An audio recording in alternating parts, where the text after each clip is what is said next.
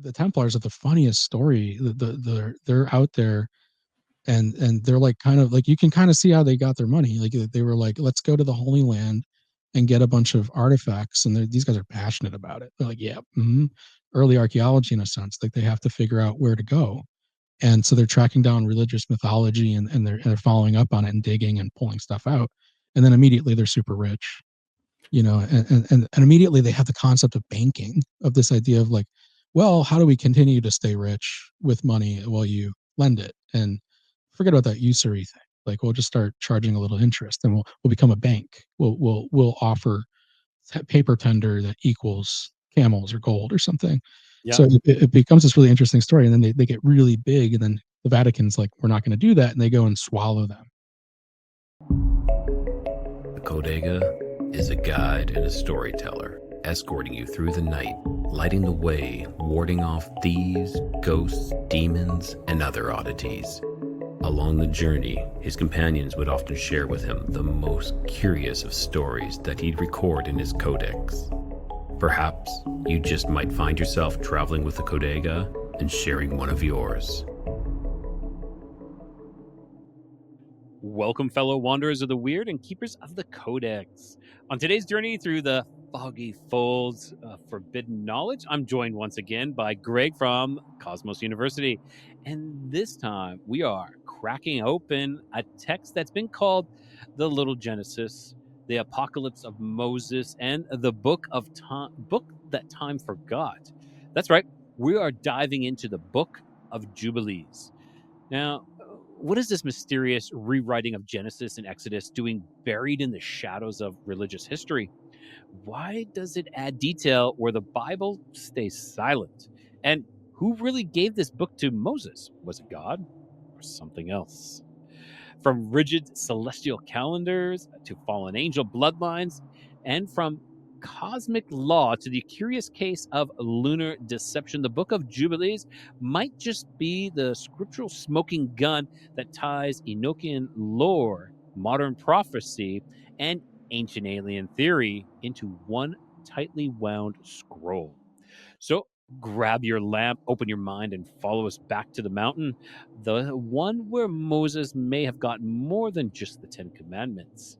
And with that, guys, we're going to flip open the Forbidden and take a look at what's between the lines. But before we jump there, I want to give everyone a big, brief welcome to Codex Codex of Curiosities, which I already did. But why am I doing this again? Well, I'm doing it again for all the new subscribers, all the new followers. Now, I'm speaking to the ones in Apple.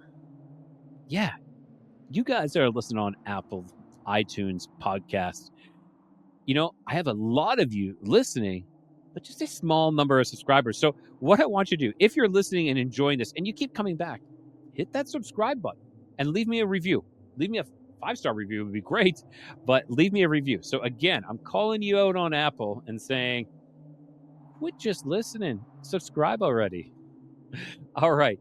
Without further ado, I'm going to bring Greg on once again. So, Greg, welcome to Codega's Codex of Curiosities. Good to see you, Rye. Great to see you too, and great to have you back. We had a fantastic discussion last time on the Book of Enoch, and you had kind of like teased me with the Book of Jubilees, and I was like, "What? That's something I've never heard of." And so here we are once again. Yeah, well, the Book of Jubilees is, I would say, it's a good bridge out of Enoch. And that's what we logically saw it as the next thing we had to tackle. It's a large text. It's 53,000 words or so, and it's 50 chapters. Only 53,000. Yeah, it's over 1,000 verses, and you just go, man, it's a big one. It's actually, it felt bigger. I think it is a little bit bigger than First Enoch, and it tells a little bit of the same story. There's a bit of an overlap. So you get in the Book of Jubilees the creation up to Moses. So think of all of the characters all the way up to Moses, through Adam to Noah, from Noah to his sons, and pretty much the foundation of that region being defined through all of the sons of Noah. And what's interesting is when you tie the Enoch stuff in, it's backing it up. It's supporting Enoch. It's like they were meant to be read together. And I wouldn't even. I know it's called the Little Genesis, but I'll tell you, it is like Genesis times 4. There's a lot more information for everything that's in there. Now, I have a question there, Greg. So, Yeah. why has this book of course Enoch has been like kind of sidelined as well, but why has like Jubilees also been sidelined from most modern biblical canons? I don't have a good. I don't know. I'm not a mind reader. I can't go into the heads of people that made those decisions.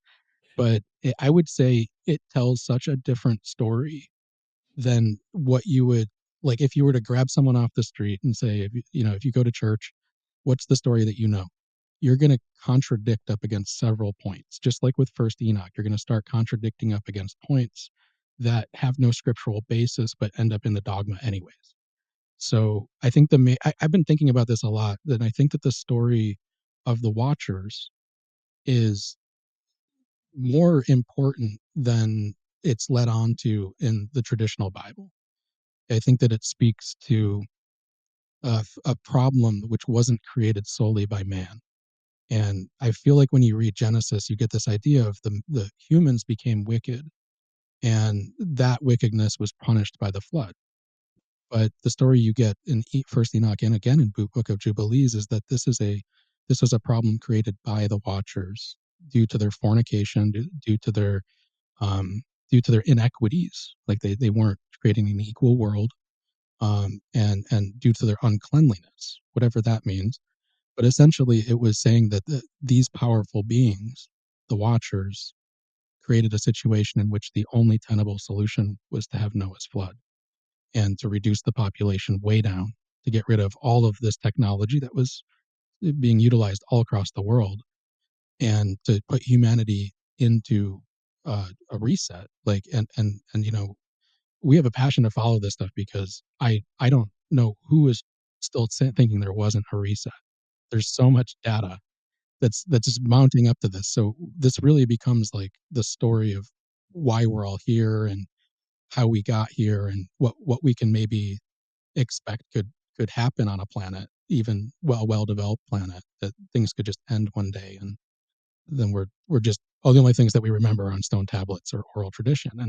And so we look glints out of it, but Jubilees paints these better pictures, higher fidelity pictures than Genesis by quite a bit.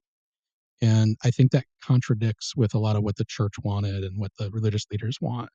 In the early times and even today, this is such a complicated thing to unwrap that in the process of unwrapping it, like you then have to address that Jesus's forgiveness that he gives on the cross is a universal forgiveness, not just for man, but for the Nephilim, for the Eljo, for the giants, for the Naphil, like for a whole bunch of different things that whose spirits have been condemned and bound due to previous activities. So it would say then, well, are there even demons anymore? Well, those ones must just be particularly bad. But it changes a lot of the mythos. I would say. Um, Okay, so I have a question then. So I never considered that his forgiveness was universal.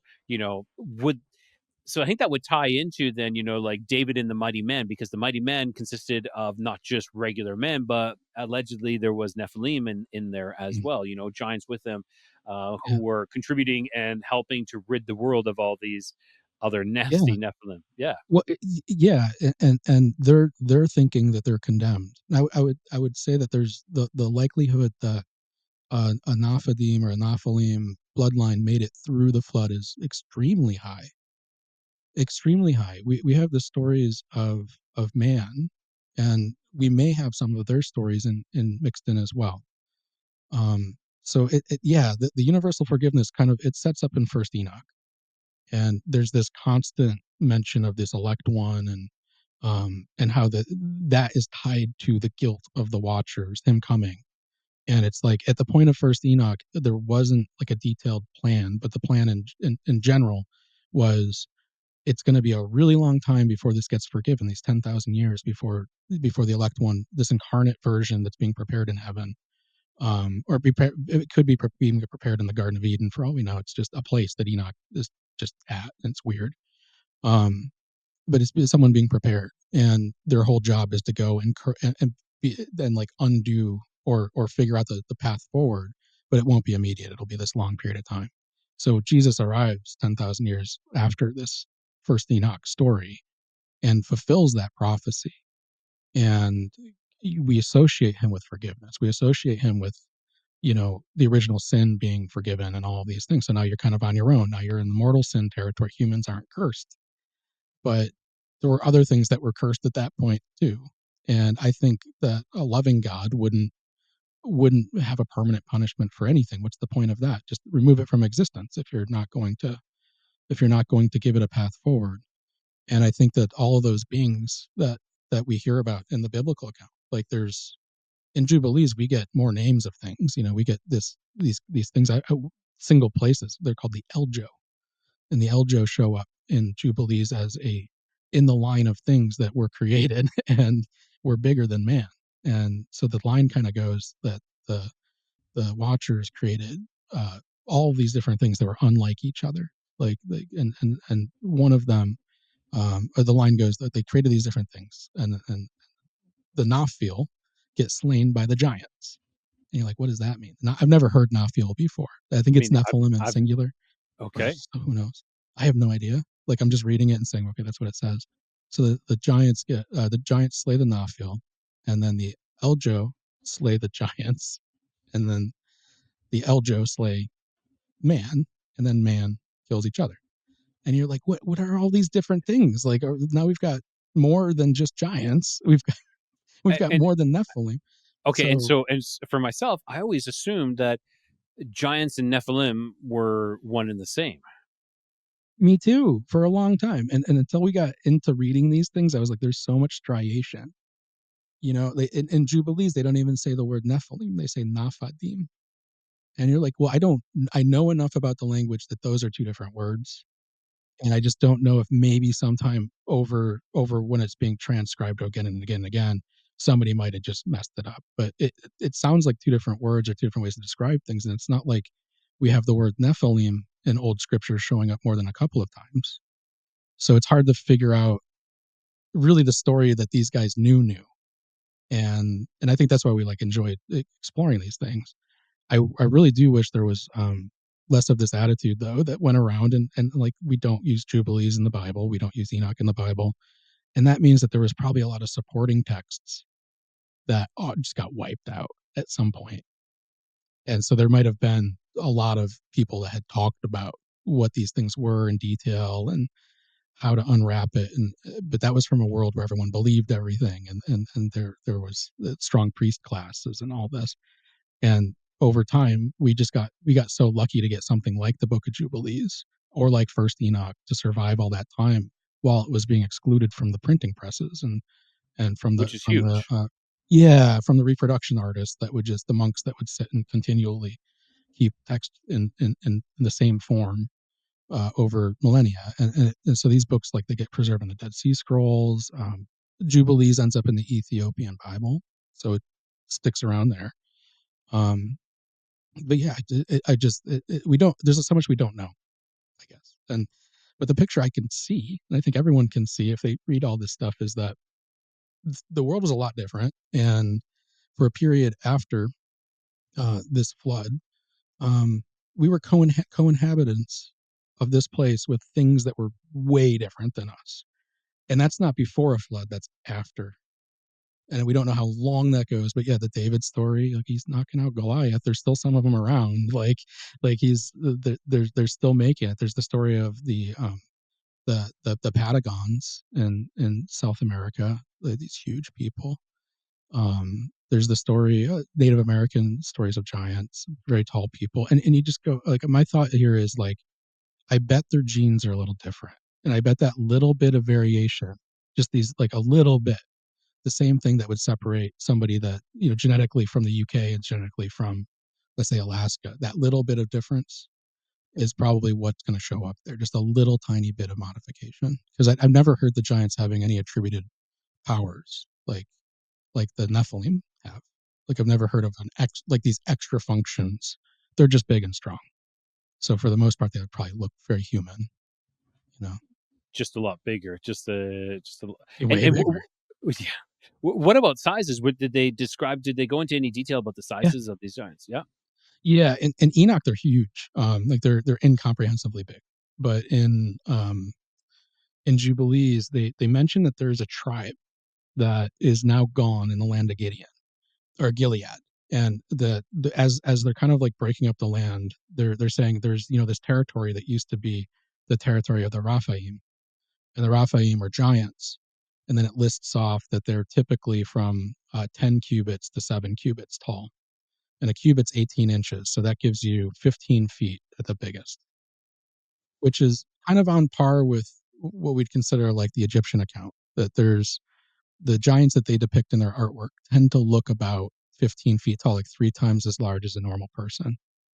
And I think that it's possible that that is a real account of some leftover whatever, if we want to call it like product of whatever. I tend to think like that they built up to a point where uh, they were probably editing genes, so we have to kind of include all of that possibility that that this could be something that is just genetically a little bit different than a human but bigger.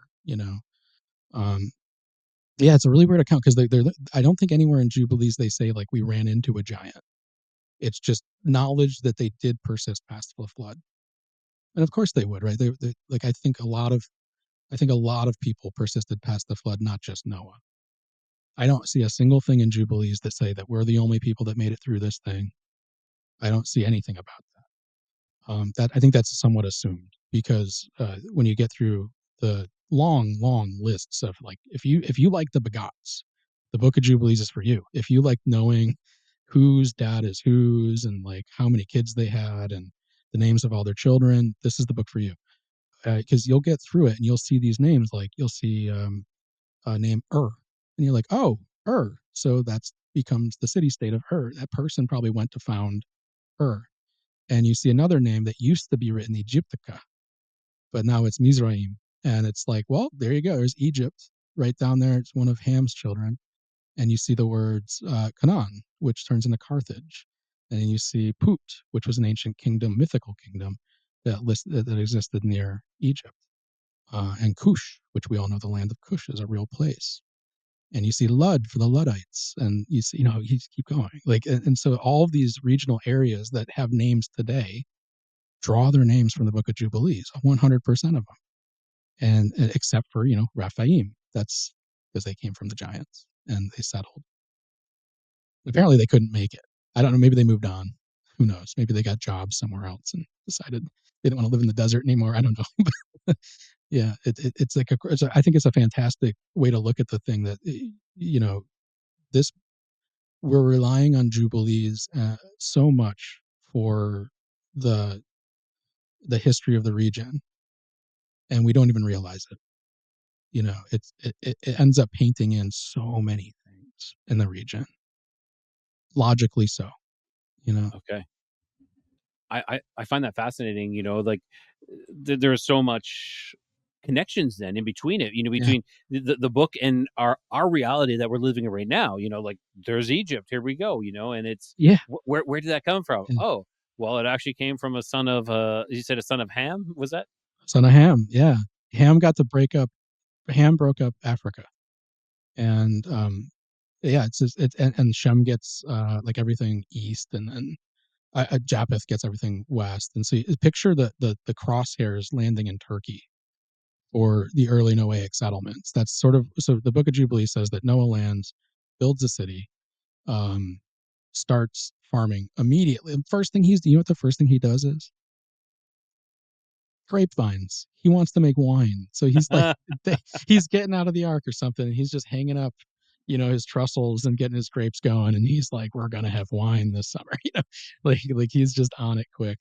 But he's instructing them all to do agriculture wherever they go, and so he's giving that stuff that they knew from before the flood, and he's establishing a city somewhere near somewhere like in maybe eastern Turkey, maybe Western, I don't know, but it makes me think of Göbekli Tepe, and like I hope people are thinking about Göbekli Tepe in terms of that might be maybe not Noah's city, but maybe it is, and like it's a derivative possibly, and we need to start looking at those T pillars and everything around to figure out like is this a serpent cult or is this the other one? Because that's the break that you get in Noah. You get the break into the serpent cult, and then everybody else. Like, and so you get Canaan breaks off and makes this the serpent cult basically, and everybody else goes down and tries to follow the commandments of Noah, tries to follow the ordinances, and so Gobekli Tepe and all the tepes in that region, they line up with the account. The account says these guys were spreading out. Each son was making a city, and as they went, they made more cities.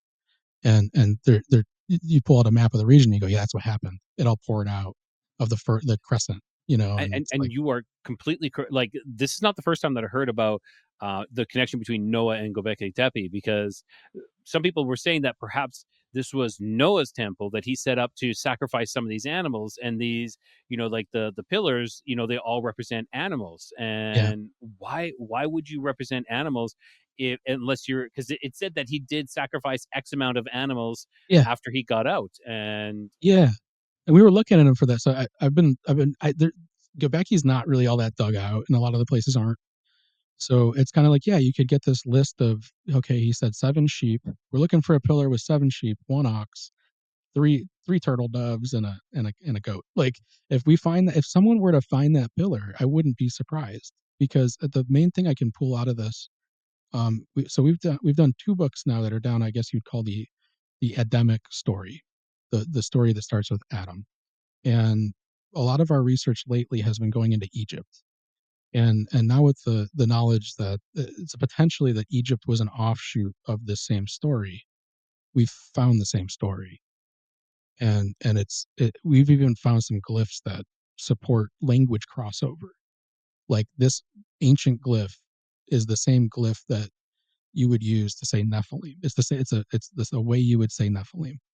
It's the way you say yeah, yeah. And you're like, oh boy. So they could have had the same phonetic structures that stuck together for a little while, but then over time and separation and different climates, people start getting accents because of climate, and then they start writing things different because that they lost their writing. Maybe the Tower of Babel type stuff, and you go, well, I think they're all telling the exact same story, and I think they knew that, and I think for a while they really accepted it, but then as we go on, we get these sort of, like, I don't know, teams. We all got on different teams.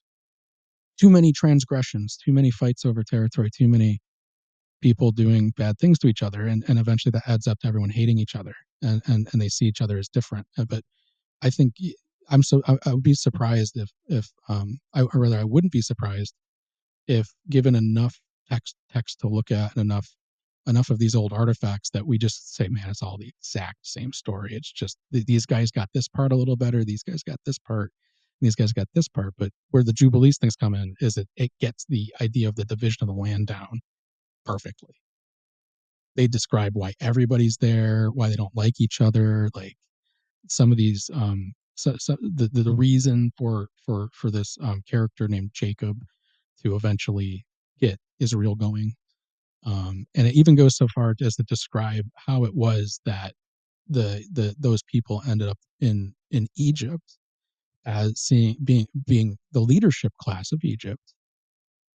Like, that's not in I don't think that shows up in Genesis, but they're literally saying, like, we eventually make it to Egypt, and Joseph is a pharaoh. He's close enough. He's like a governant pharaoh, and he's got all the power and all the titles, and he's got the name, like he's got the Egyptian name, and he was granted a titled name, and so he's sitting there with just as much power as a pharaoh, which would put him either as a scribe, like, and we know what they look like. They wear these big pyramid dresses, or potentially as he's wearing one of the hats, and one of the hats would say he's got total control over the land, you know.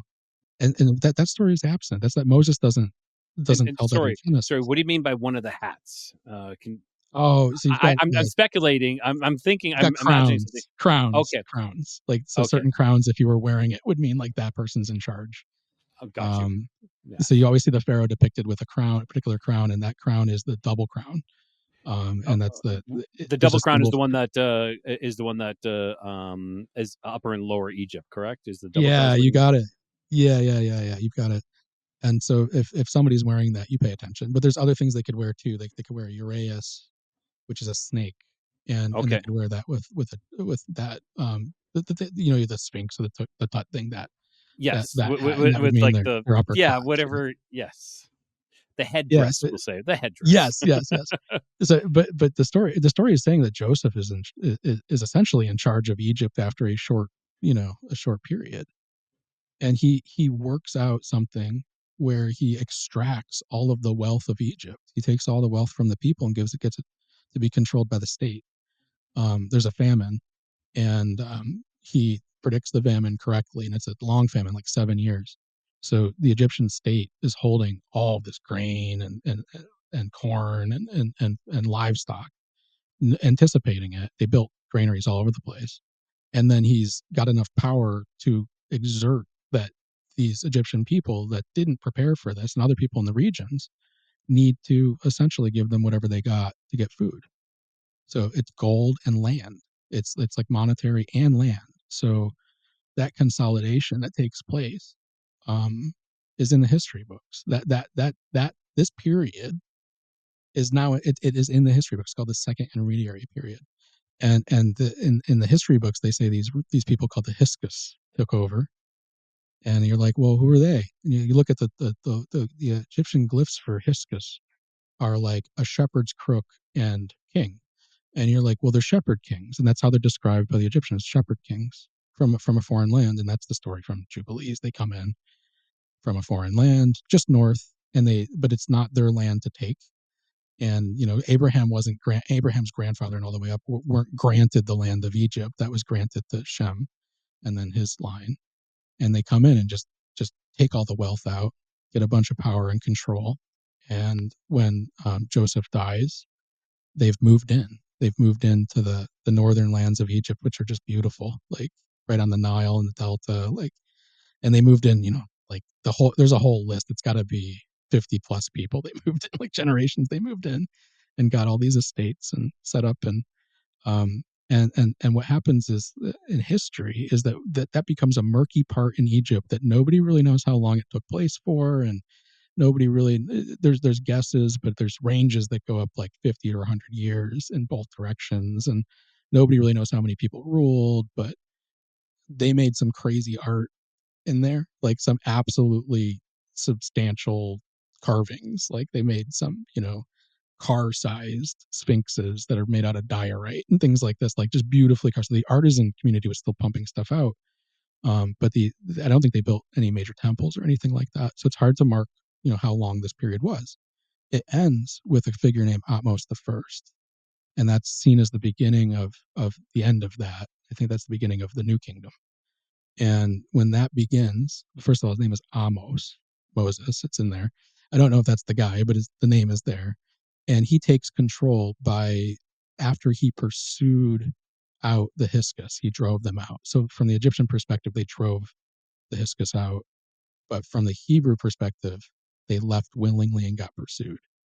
So you've got a crossover story. And that the land that Amos is inheriting is like wrecked. It's wrecked. Like their temples have to get rebuilt. There was some divine magical thing that happened, and nobody knows what it is, but all the stuff broke, and there were plagues on the land and all this kind of stuff. So you get a real historical tie in there. It's hard to make that connection with just Genesis, but with Jubilees, you've got, I think like chapters of Egypt covered. It's really kind of interesting. Which, yeah, Egypt has always been a fascinating place. I don't care who you are, you're always fascinated by Egypt, and at one time Egypt was this flourishing place. It wasn't just this desert that everybody imagines. It was beautiful, and but then it fell into ruins. Like you always hear about these plagues in around Egypt. Like it is like almost cursed. Oh, you could be worse though. You could have been Carthage. You could have been the Canaanites. Oh That yeah, place doesn't even exist anymore. Yeah, like yeah, blowing up, yeah. like blowing off the face of the earth kind of thing is. Kind of. Well, I mean, they eventually get done in by the Romans, but like, yeah, Carthage is the extension of Canaan, the Canaanite line, and it's like that was the land granted in Jubilees would be the land where Carthage was, and the story of Carthage is so sad. It's like they have a contemporary society with Rome, and Rome's like, nope, we're going to take that out. They had art, they had writing, they had all sorts of crazy stuff going on. They were very advanced civilization in the Mediterranean. And when the Romans went in and took it, they burnt the places down, they razed them, they salted the land, they created deserts to make sure that the Carthaginian mindset, more than anything, never reestablished. And How they how wanted how to do how do they create deserts? Is it just literally like slash and rock salt. burn everything? Yeah, Or which yeah. You sorry, ever you heard? said rock salt?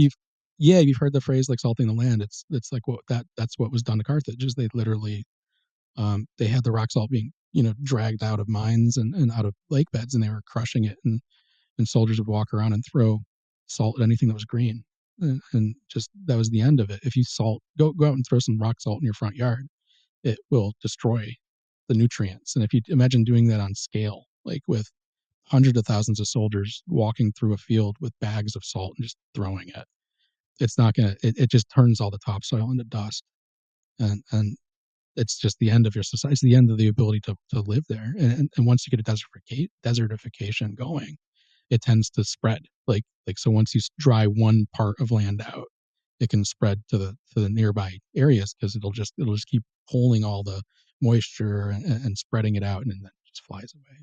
So I think we get lucky with Egypt. Yes, they had achieved something in the Old Kingdom that was amazing, and I think we don't really. I tend to be on the side of we shouldn't like confuse ourselves by trying to date Egypt. We should be very open-minded to how old everything is there, and not consistently think that it's all happening at 3000 BC or 2000 BC or 1000 BC, because the time dilation can really happen. We don't have like a lot. We don't have walls where they ticked off every year and said this is how many years happened. We have people confusing the dates all the time. Like we have people modifying the dates all the time. And so when you look at some of the oldest accounts that we can actually still read out of Egypt, because we don't have much more than a few kings lists to try to establish even the linearity of the dynasties. And when you start to read them, you'll see things where it's like this person ruled for like 9,000 years, and that's not going to show up all that much in conversation, because what they'll do is they'll say divide by 12 twice to get that more into a reasonable thing, or just divide by 12. Divide by 12 happens a lot, where the explicitly written down time frame is like 700 years, and then they divide it by 12 because these idiots were just using moons. That's what's written in Cincellus, or in Cincellus, like by monks in like the 6th century AD. Oh, so they're And so using like the lunar cycle as their year. no, No? no, I don't think so. I think that's what somebody wrote down because they Oh, had to. sorry. Sorry. Yeah, like They had yeah, to try to make like yeah, sense of it. They're like, we don't know. yeah. This is what they did then. Yeah, I mean, you can read the notes from people that were trying to translate a book written by Manetho called Egyptica. It's lost book, but you see the notes where they're like, these idiot people they just love to lie, and they absolutely did this lunar thing, and they're claiming these ridiculous, preposterous states. As we all know, the world was created 4,000 years ago. These dates make that impossible. And you're just like, okay, I see what you did here. But when you take it for what it is, these periods in Egypt you stretch back easily 20,000 years, and they put you more into a reality of science that uh, if we did have uh, if we did have something that could survive a flood, I would imagine it is the Great Pyramid of Egypt. I imagine it is a lot of those structures in Egypt could survive a fair amount of beating, and a fair amount of earthquakes, and a fair amount of lightning, and a fair amount of God's wrath, or whatever else you want to call the end of the Younger Dryas, where we lose the population and we lose the ice sheets, and climate gets crazy and all this. So it stands to reason, to me at least, that when we find things that are there and they're claiming, this was Khafre, and Khafre existed in the like 4th dynasty, and the historians are writing down like 2900 BC or something. In my mind, I'm like, well, that number could go all the way back 10,000 more years. Like I don't know what you're carbon dating there to get to that conclusion. And if you're carbon dating something, are we certain that it wasn't a later person finding the place, maintaining it, and rebuilding it? Because we're doing that today. Like we're going into these places, maintaining them, and if we just disappeared off the face of the planet and somebody was carbon dating it later, they might go to the site in Egypt and carbon date some wooden railing that's there right now that we just installed so it's easier to walk up and down the thing, and they'll say, oh, it's only 1,000 years old or something. And that's what they'll stick on. They'll be like, It, that's it, it, it done. makes complete sense. Yeah, I know. It's like, what are you specifically I agree with you. You know, are you carbon dating the soot that is from the torches of of the previous the previous Yeah, generation or something that's gone down there that didn't have lights, so they went down. There's soot from these torches, and let's carbon date that. Oh, that's only 1,000 years old, when in fact it's much older, yeah, and it's much like older. convenient, right? And it's like these convenient dates that sort of keep reinforcing the story. You never hear about the outlier dates, and carbon dating is not particularly cheap. You would be surprised at how many things are dated just because like the only dating method they used was it looks a certain way. Really? Yeah, parallel dating. Yeah, like art style dating. Like you're just a parallel. You can find things, or you're just like it was buried next to something that we did date, so therefore everything else on this layer is dated. You know, and I it's under wild. I understand. Okay, Yeah, yeah, that's wild. And ridiculous though. and you go, well, geez, it just takes one of these things to be an outlier. And I don't know how much organic material really survives. Let's say 15,000 years, but right, like how much is going to be sitting around for that? But we do have dating processes that they can go back pretty far, and I just don't think anyone's really turned the mind around of the globe to say that um we did live before a major cataclysm. It was a long time ago. And if we can figure out where the hot spots are, we can figure out the places where there could be glimpses of that world. We might be able to find some things that are past our level of technology. We might be able to find explanations that aren't written as retold mythologies. They're written more like very, very clearly defining the events that we try to find in Jubilees or that we try to find in First Enoch by essentially interpreting a story, like and seeing what parts of the story just happen to lock up. You know? Exactly. Yeah. Like when you're saying that we could find devices, like, and please correct me if I mispronounce this, but like, isn't it the anti-cathera mechanism as well? Like there's a possibility that this was one of those devices, one of many. But most devices, most like if we look at our technology, and like I said, I was talking to Alexander previously, which I think would be the episode before this, or two before this one, and he was describing that most of our technology will disappear within 1,000 years. 1,000 years, everything is just going to be gone. Most of it will just disintegrate, Yeah. be gone, and be And, retaken 10, back. So and in 10,000, it's definitely gone. And if you were purposefully wanting to remove it, like we can see now there's, so you might say like in your house, what's going to last the longest? The wood's going to be gone pretty quick. The metal doesn't last forever. Um, and this is just based on like throwing it in the woods, like throwing it into the woods and seeing how long it takes to decompose. Um, we now know that there's bacterium that can target petrochemicals and break them down, and so and you there's just start fungi that will break down plastics as well. And to a lot of eradicate people it. Yeah, yeah, a lot of people are like, oh, plastic's going to last forever.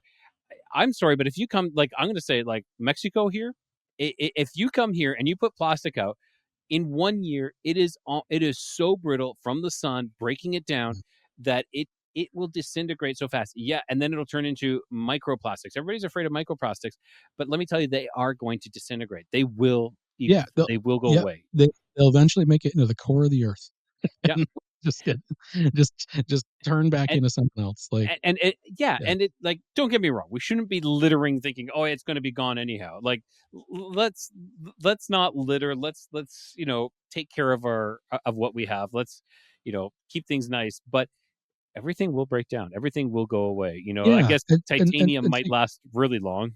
what makes it through is biology, and that's the thing.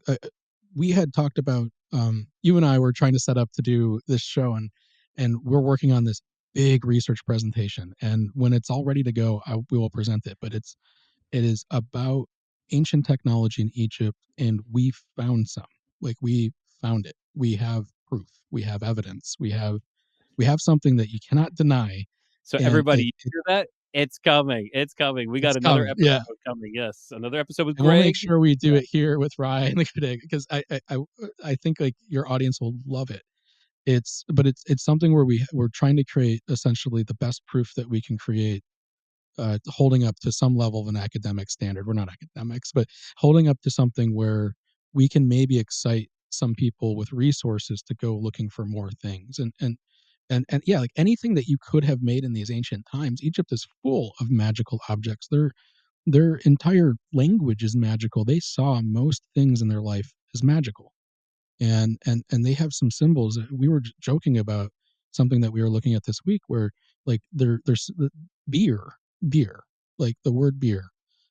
There's a couple different ways you could show it. One way is magic bread water, and the other way is magic water.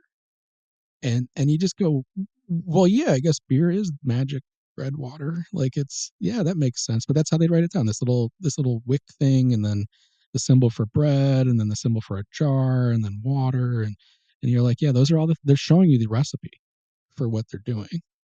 And their language worked like this. Their language worked on phonographic level, like you could pronounce it, you could speak those symbols, and you didn't have to say the full symbol. You could speak just characters for the symbol, or you could look at the symbols as a total, and if you knew why they use particular things, you'd get it. You would get it. You'd see that and say, okay, no, I understand exactly what that's saying. It's all pictorial. But you could also just relay it across a verbal conversation. It's wild language. And And for those who are wondering, they're speaking in emojis. Okay, that's the bottom line. We're speaking that's the in best way to look at emojis. symbols. Yeah. Symbols with like little codes for each symbol, basically. Yeah, yeah, yeah. And they have stuff that just that I think is what they preserved out of the flood was they preserved, or they even maybe found a whole lot of things that set them up to be the dominant culture on the planet. And you just can't, but there's so much time that went on, you can't guarantee it. And I think that's why it collapses again and again. You can't control, they have an illusion to controlling the weather that disappears. So they have some part of their history where they're like, we can control this thing, and then that disappears. They have objects that seem to be associated with doing magical items, and they don't exist. Like there's not a single one in the museum, and there's not a single one recorded in a tomb, and they're just gone. So, but they talk about them. They use them as primary characters in their language. They have them, showing how they're being used. Like they have, but they're nowhere. So I think, something took over the world at some point, to put all that stuff down, or it consolidated. Like I tend to think it might, like this, we're putting on the conspiracy hat. I think it may have consolidated. Like I think somebody might have gone around and said, like, why are we trying to do this with like national powers? Like we should just like create something that's not a nation, that we need to create a place where there's no borders, where we can just consolidate all this power. And I think part of doing that is going out and like grabbing all these things that prove once and for all that there's more to go out and get, that there's more of these great pieces of technology that you can use to do all sorts of things, like make it rain or move an object, or just all these things that we're coming back to with technology today. Like we're going to be doing all this too. We're going to be making it rain. We're going to have like field control devices But that look like having it in tractor one beams. place, kind of like, or Yeah. one organization or one group who has total control of this all. Is that kind of what you're Yeah, implying? well, I think there could be multiple. Like I tend to see it as like there's probably regional groups that consolidated over time, but you're probably looking at like at some point in Egypt, it's just simply the priest class, and then it probably the priest class in a lot of societies were the ones that were in charge of these things, and then And over time, in this lifetime, in this generation, they're called the Smithsonian. yeah, maybe Jesuits, Smithsonian, Yeah. right? Oh, the Like Jesuits. Yes. Yes. yeah, yeah, maybe at some point the Masons, the Templars. Yeah, you just look out there and you go, well, they're not very like they're not. A lot of these guys aren't shy about showing the fruits of their findings, right? The Templars are the funniest story. They're out there, and they're like kind of like you can kind of see how they got their money. Like they were like, let's go to the Holy Land and get a bunch of artifacts, and these guys are passionate about it. They're like, yeah, early archaeology in a sense. Like they have to figure out where to go, and so they're tracking down religious mythology, and they're following up on it and digging and pulling stuff out, and then immediately they're super rich. and immediately they have the concept of banking, of this idea of like, well, how do we continue to stay rich with money while you lend it? And forget about that usury thing. Like, we'll just start charging a little interest, and we'll become a bank. We'll offer paper tender that equals camels or gold or something. So it becomes this really interesting story, and then they get really big, and then the Vatican's like, we're not going to do that, and they go and swallow them. So like then that all of those artifacts, all of those things come back into the Vatican. And I think that's another player here, is this Vatican organization. Yeah, Yes, yeah, yeah. that's a whole other story unto itself. Imagine being able to, have a free for all in the Vatican, and in the Vatican In the archives. archives, could you Oh, imagine? There's more than enough just in the Vatican and the artwork on the walls. Like if you go in there with this open mind of like, why do they have a pine cone? Like why is St. Peter's throne 300 feet tall and seemingly telling a story that's nowhere in the Bible? Like, I've never heard the story of St. Peter's throne, but it's pretty clearly showing you the soul's struggle, the good and the evil, the redemptive spirits that we're trying to get out through a portal, and that portal's birth, and it's right there on the wall, and you're like, well, this is why they this is this is this is like right here, this is why they're so powerful, I guess. Like that I need they to go have, there one day. they're not going to let you into the archives, are they? No, no, who knows? Maybe They'd never one let you day. get out. No, They would I say know you can go in, but you can't it's come actually out. funny because just today I posted a question to my Facebook group of like, what kind of mystery do you want to know of? And one of them was, and I said, maybe something in the Vatican or something like that. And yeah, that seems to be, a lot of people are like, the archives. And I'm like, You you would could need spend thousands of people. 10 Yeah. years and it would not be enough. If it were digitized, it would take forever. And I don't know if they do digitize all of that stuff, but I think of just like, I wouldn't want to really read anything that was recent. I'd say just show me the old. I want to see the oldest, and we'll just start there, and we'll start moving forward from the oldest. I want to see it all though, and I bet they have a preponderance of really weird things that are crystalline clear. I would love You to see know? some of those artifacts, like just to, what do you got? Let's see it. What are Yeah. some crazy things that you got? Yeah, Let me see your Egyptian collection, because I know you guys have a bunch, right? Like there's a crazy story that I like to think about, where the first caliphate, which is this group that goes and tries to take control of the region of near Egypt, the Middle East. Um, there's a guy in there, and I never can remember his name. And I'm so sorry for your audience, but just trust it. It's like there's a very important guy that ran the caliphate, and he was really interested in mysteries. And so one of the first things he does when he gets seizes control is he's in Cairo, and he's looking at those pyramids, and he's like, I'm gonna open one of those up, and he does, and he gets in there, and apparently the story is there's like nothing in there, but just a few years later, he takes several ships to the Vatican, to Rome, and has a treat with the Pope. And the Pope, who knows, but less ships left than showed up in the port. And when he dies, he's considered a saint, and he's not a public saint, but he's buried in like Roman Holy Land, and like Holy Land, and he's guarded, and the whole shebang. And so I think he may have gone into the pyramid and gotten a few things out and said, "This is probably too big for me," and showed it to people that had walls and cities, and or could protect it in underground vaults and all that. And I think he may have found some highly religious type stuff in those pyramids, because by the time we get into them in the modern day, they're empty. yeah. There's They're nothing like in them. cleared out. Yeah, they're cleared out. Yeah, all of them. Even these boxes they find in Saqqara, these huge boxes, these like, you know, million-pound boxes.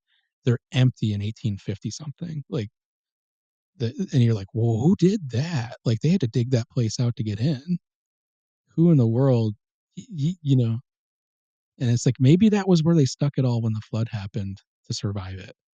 And then maybe immediately upon the end of the flood, those things were opened up like 8,000 to 9,000 years ago. And maybe that's how the Egyptians stood up this big thing really fast. And I think that maybe that's the story that you have in other cultures all around the world. It's either we've got a bunch of people emerging from the flood bunkers, and getting their feet back on the ground, or you have like one group that was going everywhere and setting things up. But I don't think so. I think it was the world was rebooted with population centers all over the place. I think that really makes you think. I've never thought of that as they're kind of like these storage facilities, like, okay, we're going to secure everything in these vaults per se. Like, this is what it is. It's a vault. And, when the Maybe. time's right, open it back up and start up again.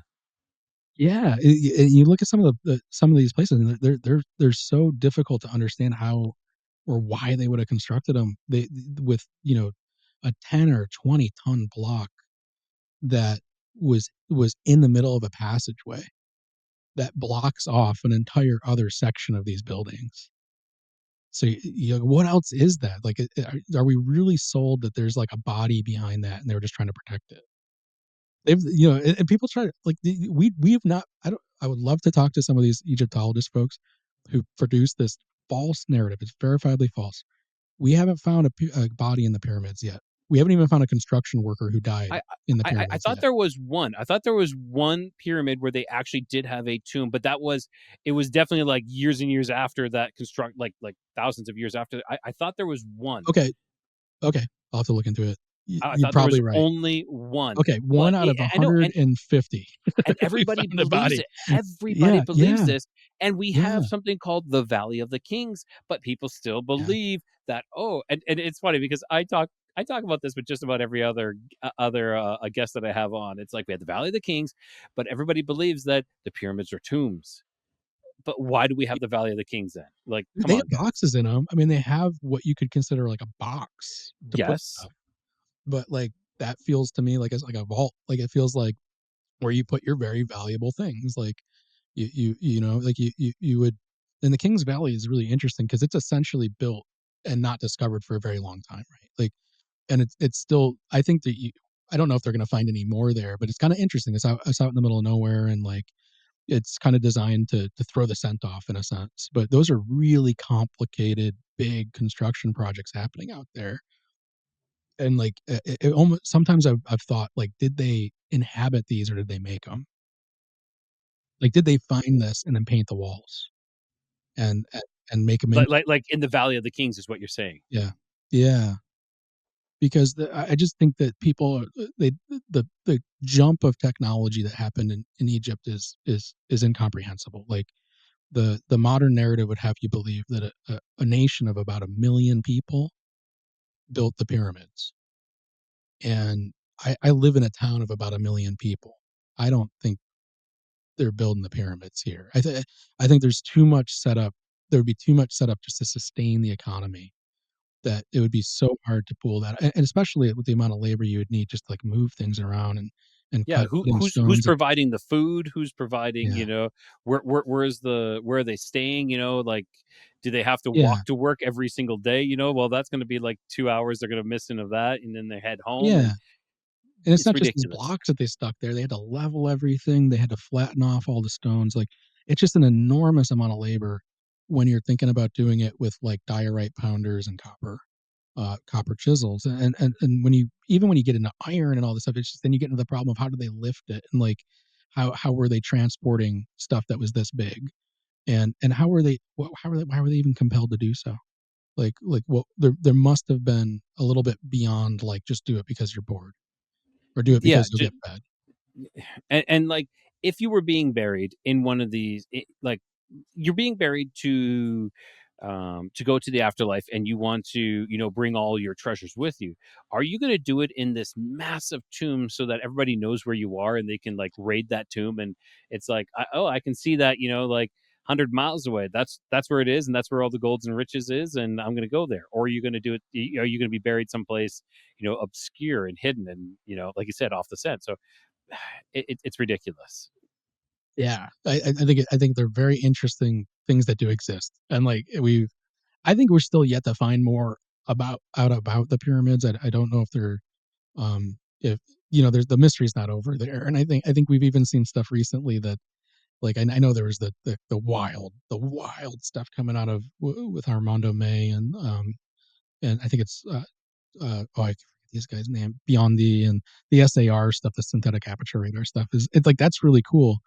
I'm more excited about the previous one they did that they still haven't followed up on that shows additional chambers very close to the big pyramid. And the reason I'm so excited about that is because I think to figure out how it is that you access them, like how even with these other ones, like how did they access them? Because I want to see more stuff where there's just evidence that they did these insane feats of engineering where like in the Great Pyramid, they've got 30-ton stone slabs that are right before the king's chamber. And they're currently, I think they're down. And we basically, what we did is just like mined up above them and around them. But as we're doing that, we're seeing, oh no, that thing we thought was a wall could have slid up. And they had a mechanism to slide it up. And it's all grooved on both sides to be slid up. And there's three of them, and you're like, well, that's beyond engineering. That's some other level. That's like Indiana Jones stuff, but nobody really did Indiana Jones stuff. Like no, there's no temples like this anywhere. And to think that that we're going to potentially find more of them in Egypt, and then behind there maybe find something that nobody got to, that's completely preserved. That's showing you like direct evidence of holy crap. Like this electrical, or this is clearly like on that level of somebody really thought it through and engineered it. Yeah, because like I've often said that, like what we see of the pyramids is fantastic. What we see, but even before they talked about anything below the pyramids, I've said that the engineering to support those pyramids has to be fantastic. The amount of engineering they go so that they're not going to. I know they're built on sand, and well, they need to build it on a solid foundation so that there's not going to be any sinking or anything like that. Like if you look at these large, huge skyscrapers that they built in like New York or wherever you are, the amount of engineering and that they have to put into the foundation is incredible so Yeah. that they don't sink down or they don't shift or they don't move.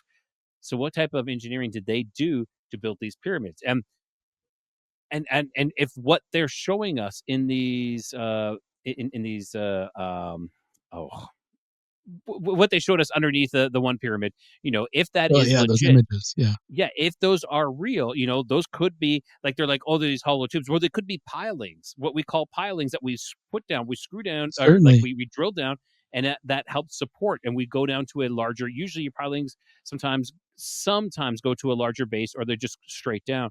So this could be exactly How what would I they was make thinking them about. that deep? 680 meters deep. That's What would ridiculous. you need? What are you doing on the? What you need that? Yeah, no. If that stuff ends up being true, we're looking at there's your proof.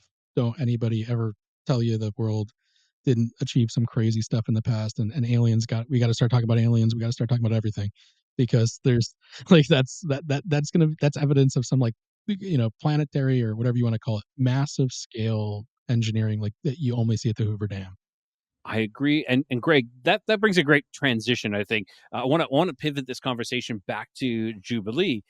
Is there in the Book of Jubilee, is there any context of like ancient extraterrestrial encounters in the Book of Jubilees?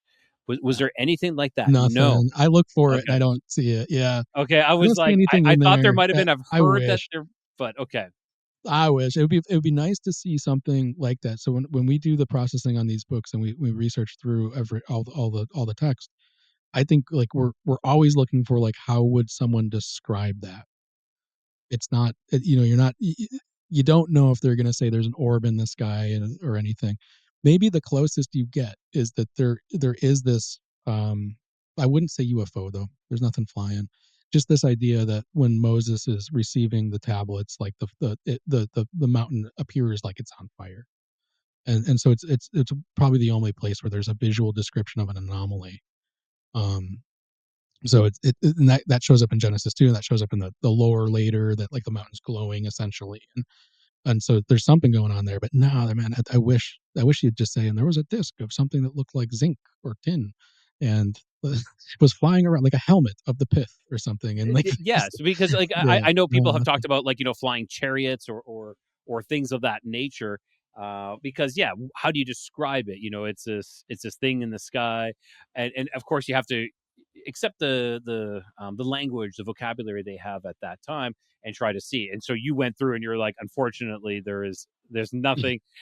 Darn it, that, You want UFOs and you want ancient UFOs, the Bhagavad Gita, that's your one. That go read about Vimanas. Like, yes, like you've got the thorough account there. But I mean, it would kind of I personally don't know where that stuff starts showing up in the literature more. I know that we have stories that show up around the 1500s that are pretty compelling out of Germany, Nuremberg, like that you get some pretty compelling what are these things in the sky questions. And honestly, today we're seeing so much weird stuff.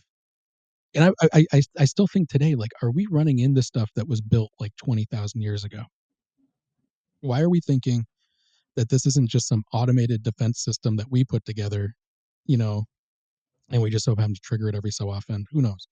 But it feels like that's that's still fine. Like, so I've considered that. I've also considered that mm, it was, and I hate saying breakaway civilization, but I would say surviving civilization, or surviving pod of people that survived and moved on from these cataclysms with the technology still functioning. So they yeah. still have this Whole I technology. think So that yeah, you almost have like, well, how would you even know that happened? You wouldn't. If they're good at what they're doing, you wouldn't. You might hear some like traces of the stories of them maybe in a previous time trying to interact with us directly, because it's kind of like, what do you have to lose? If you're an advanced race and you happen upon a town or a village or a city, and even if you look different, like there's no cameras, there's no way that that's going to be thoroughly recorded. How it's going to show up is in mythology, and you're going to be represented in some weird way. So I think that that possibility is huge, that someone said this cataclysm happened because we just lost a lot because we weren't careful with our species. And then, if they had the technological capability to, let's say, live on the ocean floor or underground, even if they were comfortable with that, then why wouldn't they? And why wouldn't they stay there to this day and and do whatever they need to? Are they in risk of being caught? Who knows? But they may even have come out of their caves one day and bred into us. Like, it might be that we're, even if there's the weirdest anything, that we're still compatible with them, that we're still this biology that can intermix. And or or or they need us. And this is like, a totally. lot of people believe that aliens aren't extraterrestrial. They're of, well, they're of this planet, and they're us. But perhaps that their genetics are, so they did not have enough people to expand. So when they repopulated, it was a lot of inbreeding, to say. And that's why maybe they are abducting humans and conducting genetic experiments, is so that they could take some of those genes to further their lines, so that they're not ending. Maybe their line is It ending, their does make sense. linear line. Yeah. Think of it from the perspective of, like, do you if you're editing DNA, is like four things at the end of the day. It's like it's one of four things in a slot times the length of the genome. It's either like G, an a T, or a C, and those represent small structures that when you stick it all together creates the instructions for like a hair color. you, I wouldn't know how you'd get to the point where you could essentially write some of that out and know what it was going to do. So it's better to find it in an organism, see the contrast. Like, you take two humans and you go, okay, this human has brown eyes and this human has blue eyes. And you start to just distill down, like, okay, eventually you're going to find this one part of the genome that changes and they're different from each other. And you take that and you go, well, that's why you would go out and look at people, because you need to see that material. You need to see how it is that nature solves the problem of modifying that thing. And like, I think that's pretty interesting to think of, like, that they could essentially um want all the diversity of population breeding to see the different mutated traits that show up out of that, rather than trying to design your own trait. You would just, like, go and say that individual has a trait that we want. And it could be stuff that we don't even think about. Like, have you ever seen this video of this guy? Holy man, this guy who's got something going on with him. Like, I don't know what's going on with him, but he can go up to the ocean and he can like fish come up because his body's doing something magnetically that's weird. And there's people that can like hold light bulbs and they've got something going on with them Yeah, that's I've seen weird. that. Yes, Yeah, and it's like, so that's the DNA you want to start looking for. Those are the people you want to true. figure out like what happened there, especially if you're at the level of designing genomes, right? I agree. Wow. Okay. So I know nature we're. gives that to them. Yeah. Go ahead. Sorry. Well, I just think it's interesting that nature, the mechanism of nature, provides that. Yes, it has, and it's like I.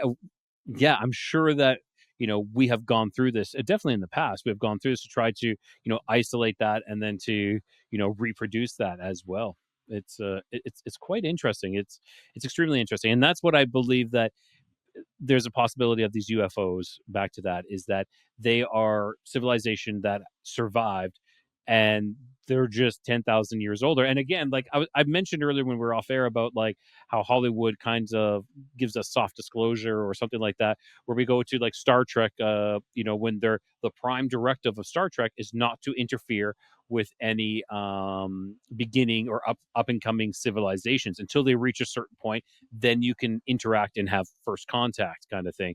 So perhaps maybe there is something along that line where they try to leave us be on our own, maybe, but who knows? I don't know. I wouldn't want to know what that thing is. That's the one that keeps me up at night. In Star Trek, it's a technology, right? You have to achieve a certain technology, and then that Warp, technology is yeah, like you have this to get warp drive. Yeah, once you warp get drive, and then you're yeah, dangerous, and they're like, "We're then not you're gonna fuck dangerous. with you." Then we need to Yeah, come and meet you. Yeah. yeah. I would just hope there's nothing like holding back our disclosure stuff that or first contact in which it's like something that you wouldn't want to do. Like where it's something where it's like in order to be welcome to the Galactic Federation, you have to willingly go and sterilize your population because we don't need you out here growing, and you need to like willingly do these things. Could you imagine if it's something like draconian like that? Like we've got to consider that there's limited resources in the galaxy. The galaxy's huge, but there's limited resources, Kind of like and getting The Thanos snap, where it's like, yeah, we need to yeah, reduce half of the population of the whole universe so yeah, that people can survive comfortably. Yeah. yeah. You don't know, and it's like, well, we all want it to be something like you just invented something in your garage and you turn it on. They're like, that's the thing. You invented portal travel. Now we can go have some cool we get an intergalactic cable and all this kind of stuff can show up. But it's like, no, maybe it's something horrible. Maybe it's like you have to unite the entire planet under one flag, which is not going to be something that happens without a whole lot of problems. Yeah. And Okay, so this first contact and uniting the world under one flag, I had a very theatrical dream all about that. Actually, it's all about like first contact and the world uniting the world under one flag. It was crazy. It was crazy. One of these days, I'll have to get into that. oh man, okay, it's a little teaser. It's too long. It's too long. Maybe I'll tell you off air one of these times. I'll give you a little into it. But I think I've talked about it before on my show. But it's this. I had this dream. So and I've told people like dreams are very prophetic, and we should start utilizing them more. And feel free to ask yourself questions before you fall asleep. And so whenever I go outside, whenever I look at the stars, I actually feel like more at home looking up at the night sky, like home is up there, than I do here on this planet Earth. It's not like I'm like, oh, this I'm an alien here. No, I just it just feels more like home. So I asked a question, why is that? And and I got the most prophetic dream ever. It was Hollywood-esque type of dream where um and it had to do like with galactic families and stuff like this, and there was a ship that came back into time, and the ship was commandeered by the governments here, who took it over because they came in peace, but they took it over, and then they used the ship to actually um cause like it's like Operation Bluebeam, where they use the ship of these aliens to like attack the world, and they said, oh, it's the aliens, we all have to come together to fight these aliens. And it was through this like apocalypse, not apocalypse, but through this catastrophic event that they were able Whoa. to unite the world, bring it all together, and then commandeer the ship, take it over, go back to the location because they're able to track down where the ship originated from and go back to that location. And I'll just leave it there. But like, Yeah, leave we're it there. talking. We have to talk off air about that. We have a source that I want to link in on it, but I don't want to talk about that publicly. Okay. Whoa, Okay. whoa, Yeah. whoa. So yeah, and Um, we're talking that like I, I'm piloting one of the smaller crafts within. So I was within that ship that went back, that followed the um, followed back to the origin location, and it was like, yeah, whoa. it's intense. It's intense. So yes, okay, But this sounds unity. interesting. What's sorry? We want some way to get unity. Oh, yeah, that's Yes. a good. So that's a good. Like, just I'd say the big thing, the biggest thing I took out of the Book of Jubilees, my first read, How did you know? like, Hang on, that was my uh, next question. I was going to say, what has studying the Book of Jubilee changed for you personally? Like, what did you yeah, grow, yeah, like yeah. spiritually, The academically, perfect, cosmologically? So that's exactly what I was going to ask perfect you. segue. There we go. So I read these things and I try to, like, I'm making lists the whole time. I'm writing down terms I don't know, and then I'm seeing stuff that is cross referencing other things. So I kind of go through this little process of not really reading my first time, but I kind of stripe it and I go through and code it basically. And when I was looking at like my big takeaway, where I was just like, huh, why don't, what the heck? It was like this overwhelming impression that there's some rules that Noah's trying to tell to everybody, and they're like, do not hurt each other. No slaying. Humans don't slay humans. Like, we don't draw each other's blood because blood's where the soul is, or something like this. And it's like, okay, so this is like a no. There's no loopholes here. There's no, like, you can hurt them if they hurt you. There's no nothing. And it made me think, like, they, if everything had gone to plan, you would have had a unified culture. But Noah's a man, and he screws up, and he curses Canaan, and just creates a big, Canaan's the black sheep. And then other things happen later where they just resolve it with violence. Like, there's a story of Jacob and Esau, and it's resolved with violence. And it's like there's something about that story that made me think, like, isn't that the whole idea with the Ten Commandments? It's how to get a lot of people to create a unified culture, the 12 tribes. But at that point, they were like, it's a lost cause to try to unify outside of these 12 tribes.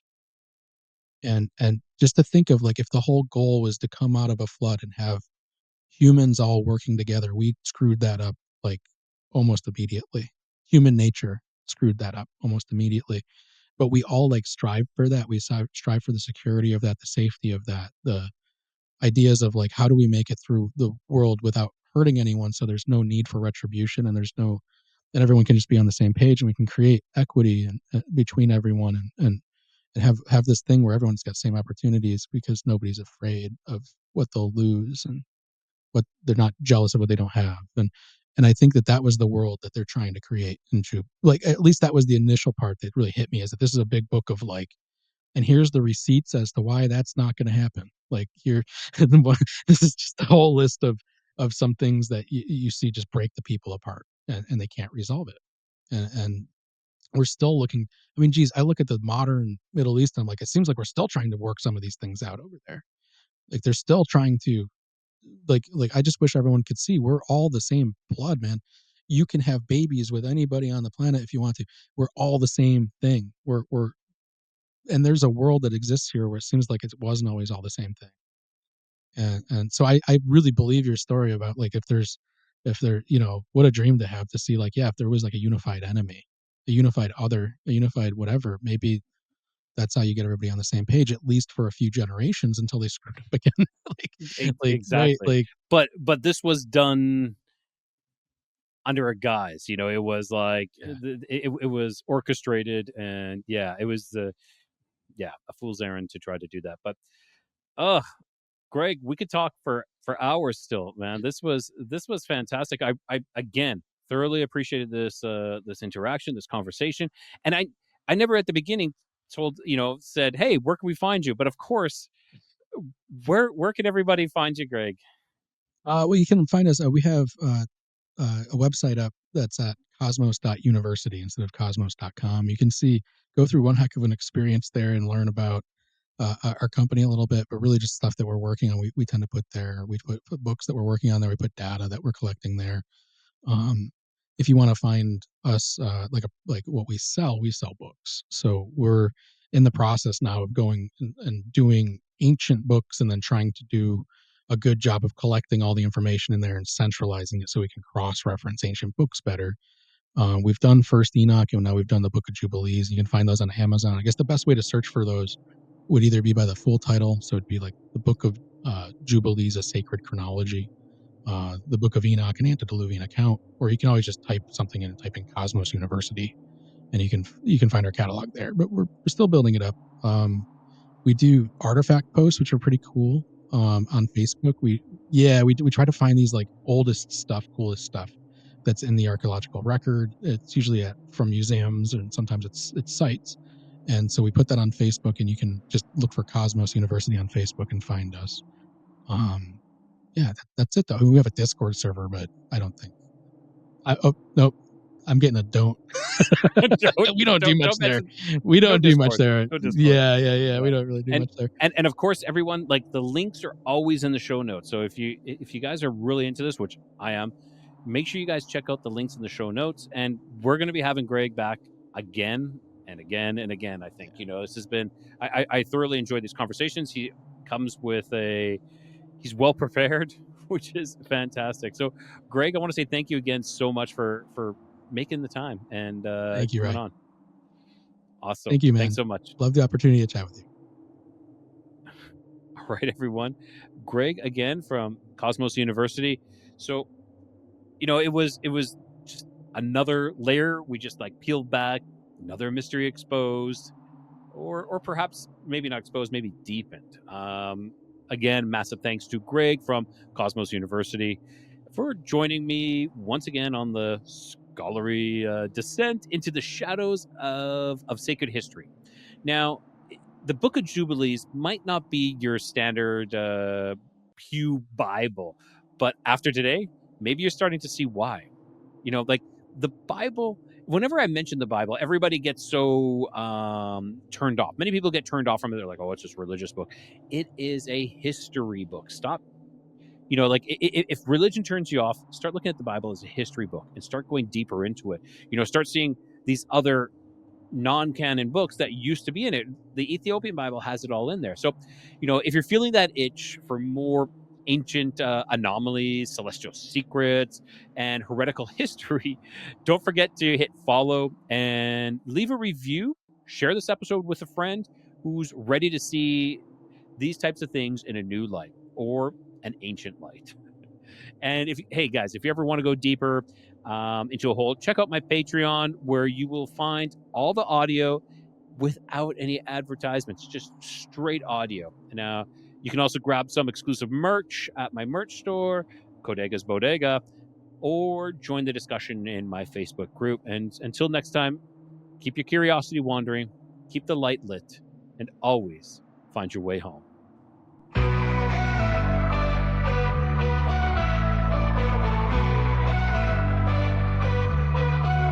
Beneath the stars where shadows grow, the Nephilim's echoes whisper low.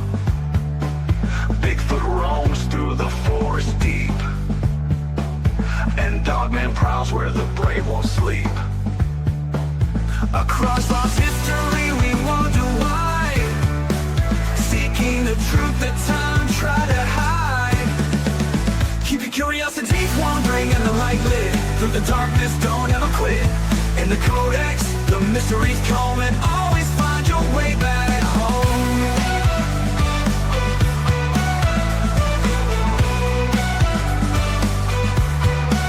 UFOs streak through the velvet skies, aliens watch with unblinking eyes. The paranormal hums where silence breaks, in the void of secrets a lantern wakes. Through hidden realms of stories untold, the Codex flame is the light to hold. Keep your curiosities wandering and the light lit, through the darkness don't ever quit. In the Codex, the mysteries come, and always find your way back home.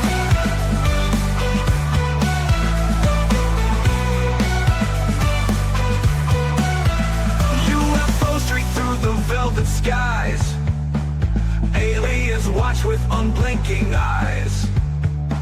The paranormal hums where silence breaks. In the void of secrets, a lantern wakes. Through hidden realms and stories untold, the Codex flame is a light to hold. Keep your curiosities wandering and the light lit. Through the darkness, don't ever quit. In the Codex, the mysteries come and always find your way back home.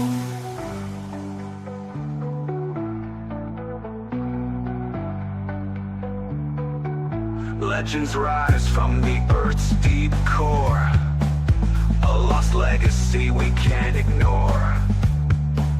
With every step, the veil grows thin, revealing worlds where the strange begins. Keep your curiosities wandering and the light lit. Through the darkness, don't ever quit. In the Codex, the mysteries come and always find your way back home. Giants, cryptids that come